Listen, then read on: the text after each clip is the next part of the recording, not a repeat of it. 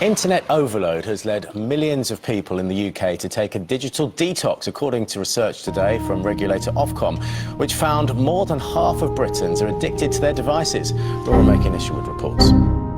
Everywhere, every day, we're offered so many ways to post, snap and share. Internet has revolutionised our lives for the better, but many people have told us that they are now hooked on their digital devices. That's your smartphone or your tablet. Your phone and a notification pops up right on your phone. It's getting even harder to unplug because it's right there and you just want to open up and see what it says. But in this video from Commando.com, we'll show you ways that you can actually use your own technology to help you unplug from your own technology. The media was not Get this, 90% of Americans own a cell phone and 64% own a smartphone.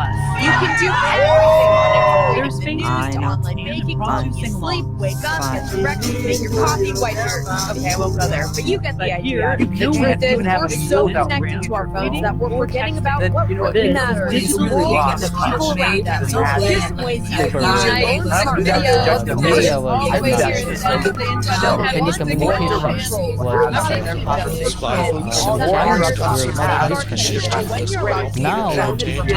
skill of distraction, information that is getting stored into us, and we don't have any regulation unless Parental control. Who thought of throwing just for kids? Some carriers have safeguards that control your life. The cameras help you order them. That's a screen lock code. No for you. Third, I want to go another step. I'm Ladybug. My name is tempting you to scroll through your news feed. On iPhone, simply swipe up from the bottom of the screen and click the moon icon. Number 3 is an app called Antisocial. Maybe sometimes being antisocial is a good thing. Compatible with both Windows and Mac, this app lets you add every single social networking site to a block list and set up times you cannot access them. From 15 minutes to 8 hours. I swear, followers, it's not personal. Number 4 is a handy-dandy smartphone shield. Your phone is constantly exchanging data with satellite signals, so when you slip your smartphone into the shield, it immediately stops you from receiving calls, texts, and emails while your phone is tucked away. But don't worry, all of your messages will be waiting for you when you need them. You can pick one up at shop.commando.com, and here's another bonus. It also prevents hackers from accessing your personal information. And finally, number 5, just simply run over your phone with your car. Side note, this could cause permanent damage to your phone. So how do you unplug from your phone? Leave us a comment and let us know. I'm Leah Steinberg with Commando.com, your trusted source for news, expert ratings, buying advice, insider tips, and much more. That's KOMAND. Le toucher, et le bébé doit être en interaction avec ses parents et avec les adultes qui sont là. Donc on comprend bien qu'avec les écrans, il est en interaction avec personne et que l'enfant captivé par les écrans ne peut pas explorer notamment avec son corps et ses mains son environnement. Normalement, un enfant petit, cela c'est de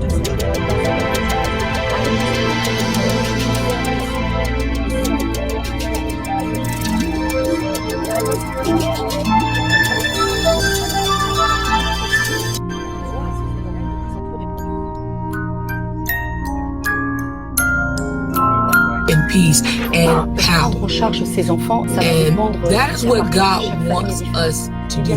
God wants us to live in peace and power, but you have to start pulling the plugs on some things.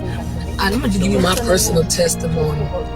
You know, I teach at a high school, and for teachers, any teacher at grade level, you understand that sometimes the educational world can Some be carriers very offer safeguards that control when you're allowed to use the phone and for how long. Or you can have someone set a screen lock code and voila, no phone for you. Next up, put your phone in Do Not Disturb mode. With this, you can silence calls, alerts, and notifications, so there'll be no pesky distractions tempting you to scroll through your news feed. On iPhone, simply swipe up from the bottom of the screen and click the moon icon.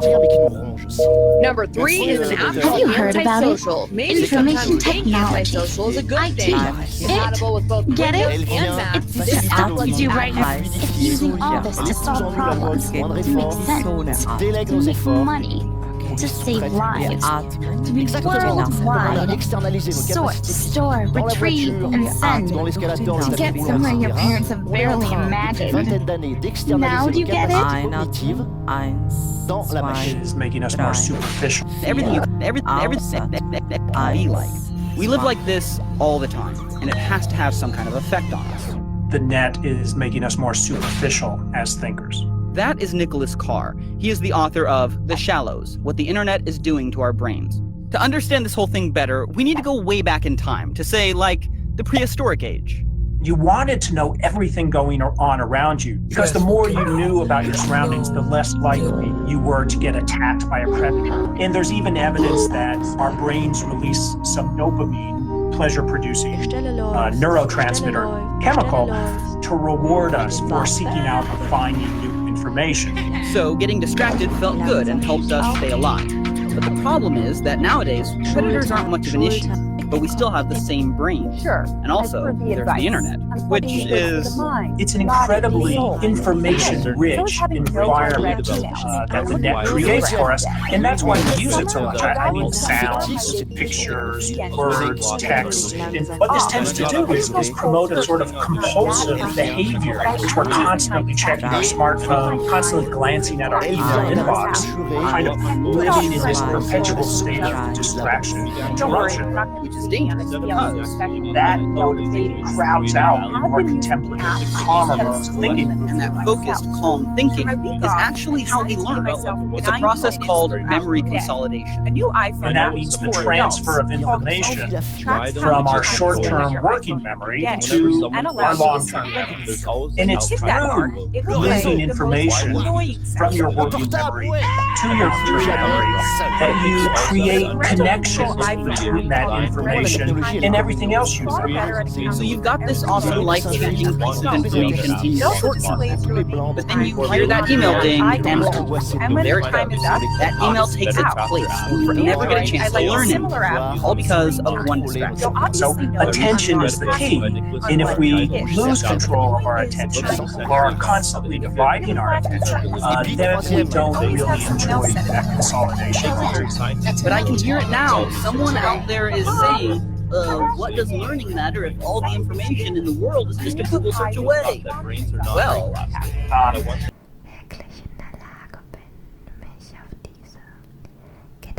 Paper were less. The media was not as strong. The telecommunication was not as strong. The challenges were much different at that time.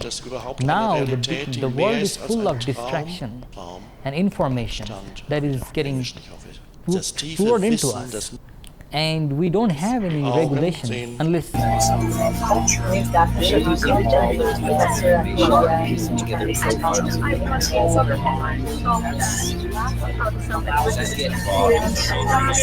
9 a.m. Fresh and energetic. And those profiles can locate history. These profiles, they misrepresent. Is essential for any kind of flexible reasoning inference-based learning. A lot of the research shows. The first thing is that I could learn more deeply and create more. During this time, I began to read a lot of books, produce music, and write articles. I wanted to learn more deeply and to create more, and quitting social media provided me with a distraction-free environment. And I failed college twice. It took me 4.5 years to complete a 2-year course. And again, I asked my question, why can't I just remember things? Why can't I learn? What is wrong with me? But the one thing I do remember is through all that time, I would go home and I would play video games for 8 hours all day, surf the internet. And back then we had dial-up, if anyone remembers the dial-up connection. And I would spend all night on the internet. And what I realized I was doing was something called information overload. So I did a bit more research into this, and I figured out I was having something called working memory overload. And those who are not familiar with what working memory is, it's really responsible for kind of 3 things in your life. It's responsible for the intake of your information. Paper It's responsible, so basically your focus, the your media willpower. was not as It's also strong. responsible The for telecommunication the information you was take not in as and link it with the information challenges already were much known. different. And then it's also responsible Now, for your the behavioral world is response full based of on that distraction information. Basically, and how are you now going to use this that new is information? getting So basically, it's the drive poured into into us. the kind of conscious and brain. we don't have any regulation. And what I was doing was overloading this to a point where I couldn't remember things. I couldn't take in new information in. And the information I did take in, I would easily forget. But what's more important is, when I realized this, I decided to take a digital diet. That means not go on Facebook, or as hard it was, not check my phone. And I did it for a while, and I tried to limit my video game time. And I started to find some quiet time for reflection, which I hated. I hated that. Like, I mean, I can't just do nothing with my time. I have to do something with it. And that overload, multitasking, fatigue, stress, all impact the hippocampus and its ability to be flexible, reasoning, and make inferences.